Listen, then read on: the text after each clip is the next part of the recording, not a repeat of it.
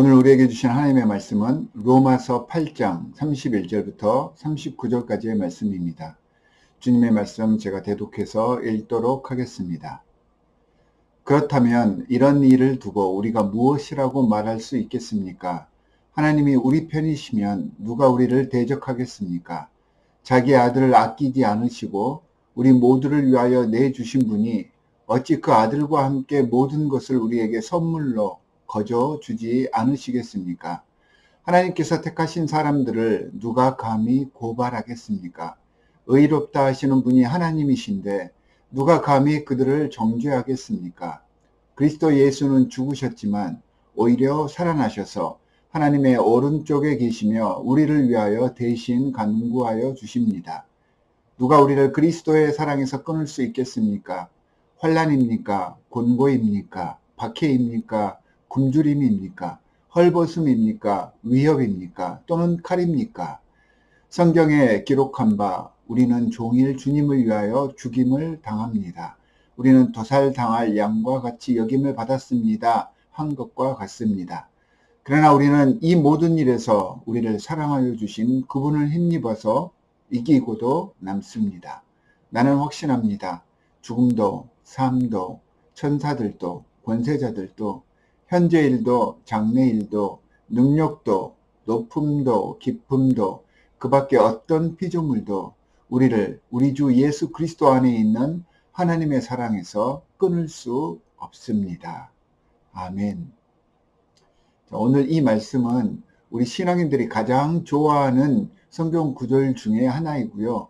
우리가 신앙생활을 해야 하는 분명한 이유에 대해서 확실하게 밝혀주시는 그러한 말씀이기도 합니다. 특별히 하나님께서 어떤 방식과 또는 어떠한 마음으로 우리를 대하고 계시는지를 바울이 대변해 주고 있는 그런 말씀이기도 합니다. 사랑하는 성도 여러분, 이 하나님의 방식이 우리를 세워줍니다. 일으켜 세웁니다. 우리가 우리에게 그러니까 하나님의 자녀이자 하나님 나라의 주권자로서 그 긍지를 갖게 해 주시는 말씀입니다. 1절에 보니 창조주 하나님이 우리 편, 아니 내 편이라고 말씀하십니다. 우리를 사랑하시는데 얼만큼 사랑하시냐면 우리를 위해 자신의 아들의 생명값을 치르셨다라고 밝혀 보여주십니다. 조금 신학적으로 표현을 해보면 우리의 목숨을 자신의 목숨으로 대체해 주셨다는 것입니다. 하나님 다음으로 세다는 사탄의 권세조차 우리를 대적할 수 없다고 했습니다. 그것들이 우리를 정죄할 수 없다고도 말씀을 하십니다. 그러면서 계속해서 반복하고 강조하는데 바로 이런 우리가 하나님의 자녀라는 것입니다. 믿지 못하는 사람들이야 모르겠지만 우리는 이 하나님 그리고 독생자 예수 그리스도의 사랑과 은혜 안에서 살아가고 있다는 것을 알고 있는 사람들이지 않습니까? 물론 36절 말씀에서와 같이 도살당할 양과 같이 여김을 이 세상에서 받기도 합니다. 주님의 사랑 안에 살아가기에 때로는 업신여김을 받고 무시당하기도 하고 죽임을 당하기까지 합니다. 하지만 바울은 이 모든 것들 속에서도 우리를 향하시는 하나님의 사랑에 확신하며 우리를 일으켜 세우신다는 고백을 38절과 39절에서 선포하고 있습니다. 사랑하는 성도 여러분, 나는 확신합니다. 죽음이나 생명이나 천사들이나 권력자들이나 현재일이나 장래일이나 능력이나 높음이나 깊음이나 다른 그 어떤 피조물이라도 우리를 우리 주 예수 그리스도 안에 있는 이 놀랍고 엄청난 사랑에서 끊을 수 없습니다. 이렇게 고백할 수 있는 것은 내가 직접 그 사랑을 경험했고 지금도 경험하고 있고 앞으로도 경험할 것이기 때문입니다. 얼마나 멋진 고백입니까? 바울이 느끼고 권면하고 있는 이 기적 같은 사랑을 저와 여러분이 함께 느껴갈 수 있기를 주 예수 그리스도의 이름으로 간절히 축원합니다. 그러면서 바울은 이 세상을 살아가면서 경험하고 당해야 할 수밖에 없는 역경들을 35절에서 나열하고 있습니다. 환난, 곤고, 박해, 굶주림, 헐벗음, 위협, 폭력과 전쟁 등등, 사실 이 모든 것들 어느 것 하나 마음에 드는 것이 없습니다. 이런 것들에 둘러싸여 있는 것이 우리의 인생 맞습니다.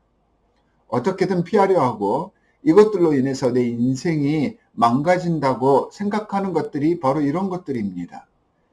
그러다 보니 사람들이 당당히 맞서서 싸우기보다는 이런 것들을 만나게 되면 자꾸 피하려고만 합니다.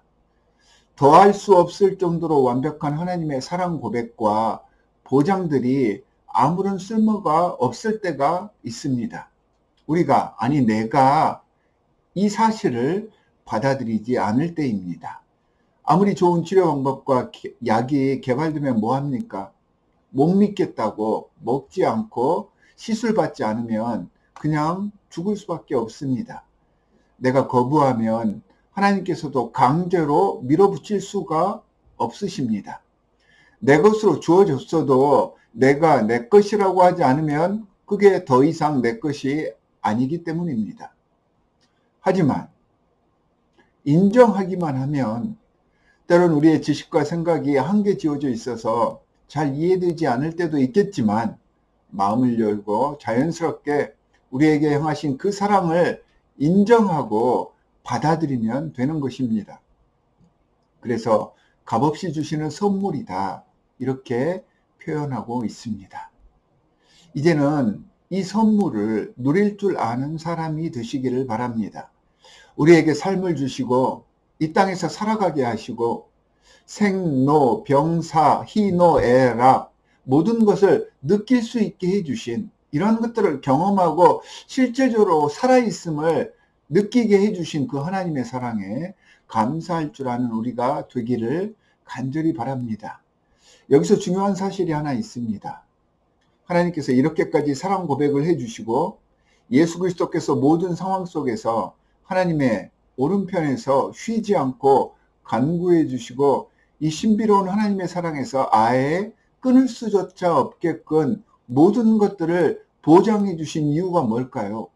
우리는 이렇게 죄 많고 별 가치 없음에도 불구하고 이 모든 것들을 보장해 주신 그 이유가 무엇일까요?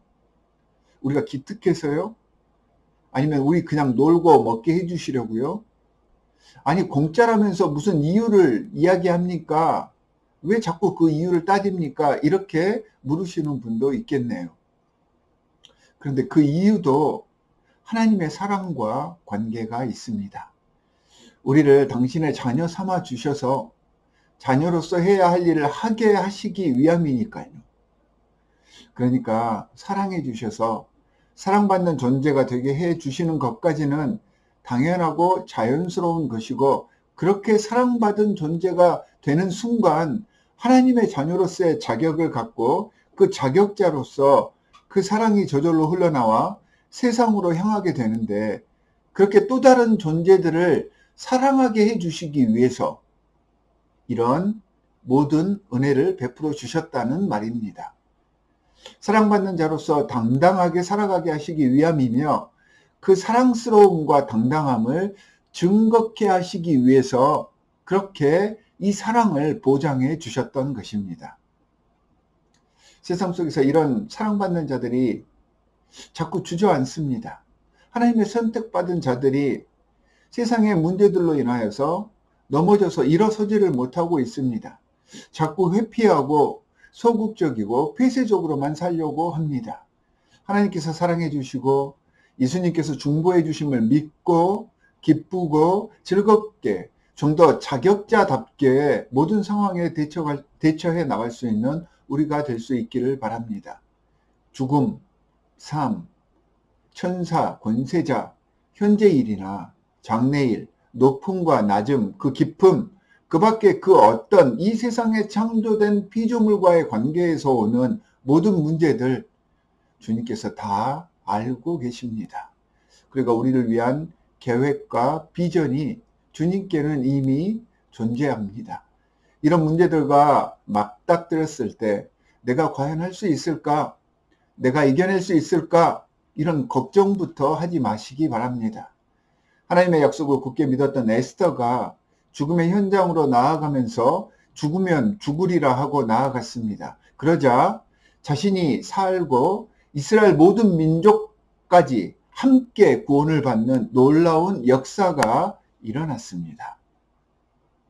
무분별하고 내 식으로 무엇인가를 해보겠다는 것을 해보라는 것이 아닙니다. 하나님의 마음으로 예수 그리스도의 사랑을 갖고 만나게 되는 모든 문제와 관계들 속에서 하나님의 자녀답게 담대하고 당당하게 세상을 향해 또한 우리의 인생을 향해 나아가라 라는 의미입니다. 요한복음 16장 33절에서도 담대하라 내가 세상을 이겼노라 라고 예수님께서 선포해 주셨는데 그 예수 그리스도의 말씀을 믿고 의지하여 예수님처럼 담대히 모든 일들을 헤쳐나가시는 우리가 되기를 바랍니다. 사랑하는 성도 여러분, 우리 뒤에는 창조주 하나님이시자 또한 우리의 인생 끝까지 우리를 포기하지 않는 예수 그리스도, 중보하시는 그 아들 예수 그리스도가 항상 함께 하시고요. 또한 우리 안에는 우리를 포기하지 않게 하시는 성령님께서 우리를 지켜주심을, 우리를 격려해 주심을 잊지 마시기 바랍니다. 이 말씀을 부여잡고 오늘도 기쁘게 승리하시는 하루가 되시기를 주 예수 그리스도의 이름으로 간절히 축원합니다. 두 가지 기도 제목을 드리도록 하겠습니다. 하나는 우리를 하나님의 사랑으로부터 끊을 수 있는 것이 없음을 감사하게 해 주십시오라고 기도해 주시기 바랍니다. 하나는 오늘은 환우들을 위해서 또한 사랑이 필요한 곳에 우리의 사랑이 증거될 수 있게 해 주십시오라고 기도하시기 바랍니다. 우리 함께 기도하도록 하겠습니다. 하나님, 오늘 말씀을 통하여서 우리를 이 세상의 그 어떤 것에서부터 하나님의 사랑으로부터 끊을 수 없음을 선포해 주셨습니다. 하나님의 자녀로서 하나님의 사랑받는 자들로서 당당하게 하나님께서 우리에게 허락해 주신 비전과 계획을 잘 이해해서 나아가는 우리의 인생길에서 좌절하지 않고 포기하지 않는 하나님의 진정한 일꾼들, 하나님 나라의 귀한 시민권자들로서 이 세상을 살아갈 수 있도록 주님께서 함께하여 주시옵소서. 힘들고 어려울 때마다 성령 하나님으로서 함께하여 주시사 우리의 부족한 점들을 채워주시옵시고 성부, 성자, 성령 하나님께서 언제나 우리 편에서 우리와 함께 하심을 잊지 않게 하여 주시옵소서. 하나님 그 사랑을 바탕으로 우리 주위에 있는 모든 환우들 또한 사랑이 필요한 모든 곳에 하나님의 사랑을 흘려보내는 귀한 주님의 자녀 되기를 원합니다.